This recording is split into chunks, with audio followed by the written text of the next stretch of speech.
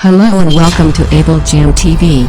Here we give you the best entertainment content like never before. Kindly feel free to subscribe and turn on the notification bell to get all our content. I do want to sit down and talk to Authur just a little about the entertainment industry, about the music industry. There is a lot that happens behind the artist, behind the star, that makes them into this big name that you end up seeing and loving so much. So Authur joining us right now. Hi Authur. Amina. Mambo. It's been a minute. Yani, this is me throwing him under the bus because he came to bring Loriana, and I was like, nah, we have to talk about the music industry just for a bit. So Loriana, where did you discover her? So I found out about her on YouTube.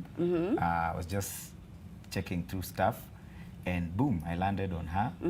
And I did my thing, and I got to get to know her mom, and we discussed business. Yeah. And I think that's what most people don't understand, that show business is just like any other business. Yep. If you're building an empire, you start with a foundation. There's a whole lot before you see a beautiful building.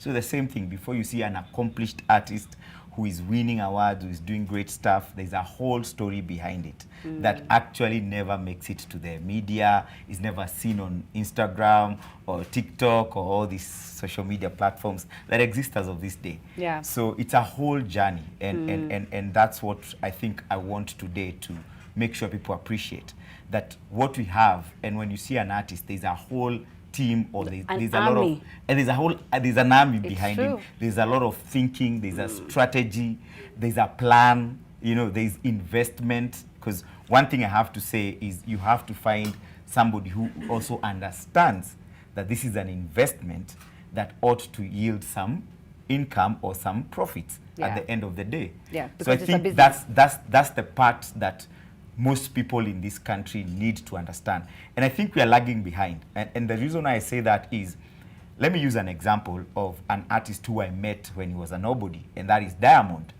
I think when I met Diamond, I believe when I met Diamond, because it's a true story, he was only being managed by Babu Tale. He only had one manager.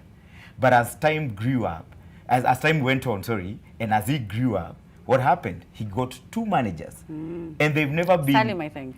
Salam, yeah, Salam. Yeah, and now he's managed by two managers. Yeah. But behind those two managers, there are other people like Kubwa Fela, there are other people like Jose Kusaga. There are people who are fueling the whole vehicle to continue moving.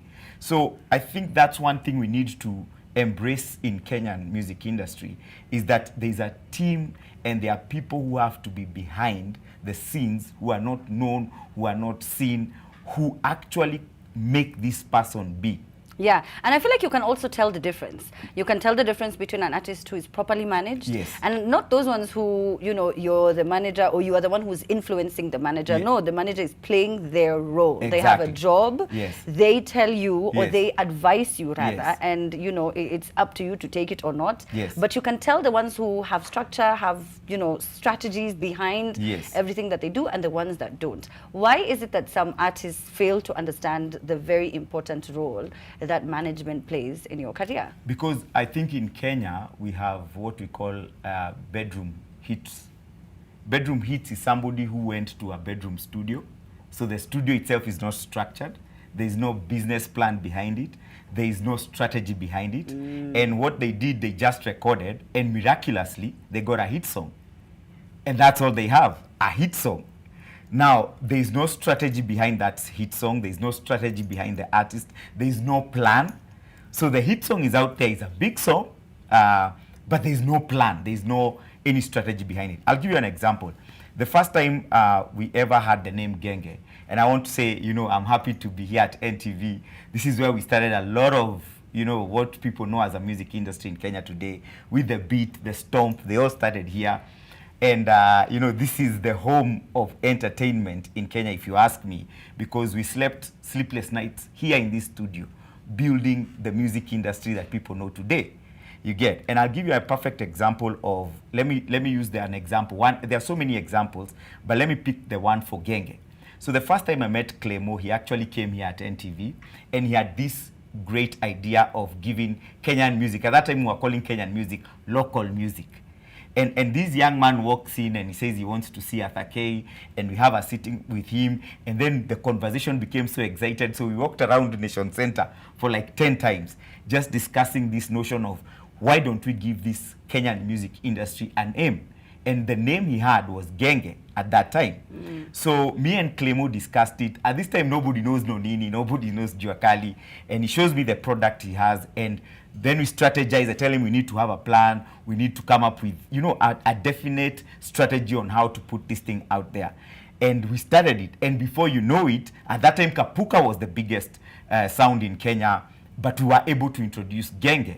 And that's how we got the Noninis of this world, the Juakalis of this world into play. But you see, there was somebody who was thinking something, and then we got involved in a bigger way with the media house that existed at that powerhouse that Nation Media Group is, and we were able to establish Genge. It's from Genge that we have Gengetone. It's from Gengetone that we've seen the revolution of the Kenyan music industry. But then the one problem I've had with the Kenyan music industry as Authur is the female artists.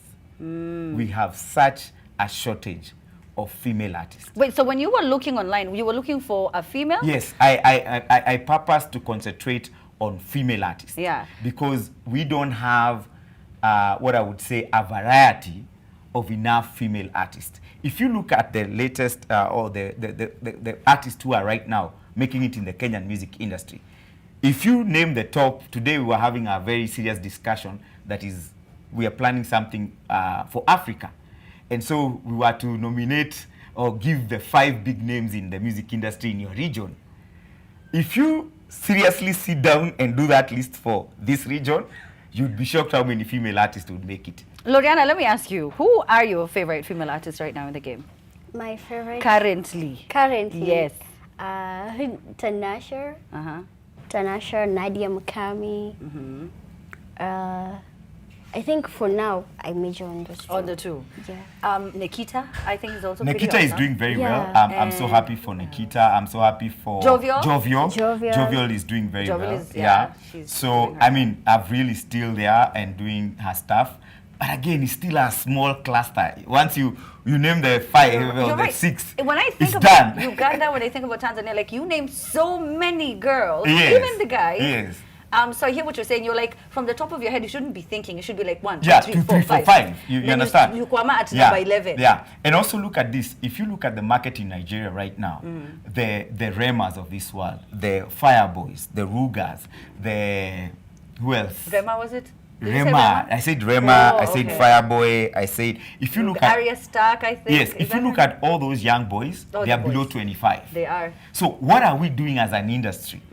Are we gonna sit back and watch these 21, 23, 22, 24 years old from Nigeria dominate the African continent for the next God knows how many years? And we have talent. And we have talent. Why aren't we going to look for a 19, 20, 21, 22 years old who are out there or who are willing to step out?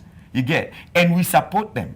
You know, one problem I have with our country, and I hope the people who are listening to me or the people who will get to listen to me will understand is, when Gengetone came in, some people fought Gengetone.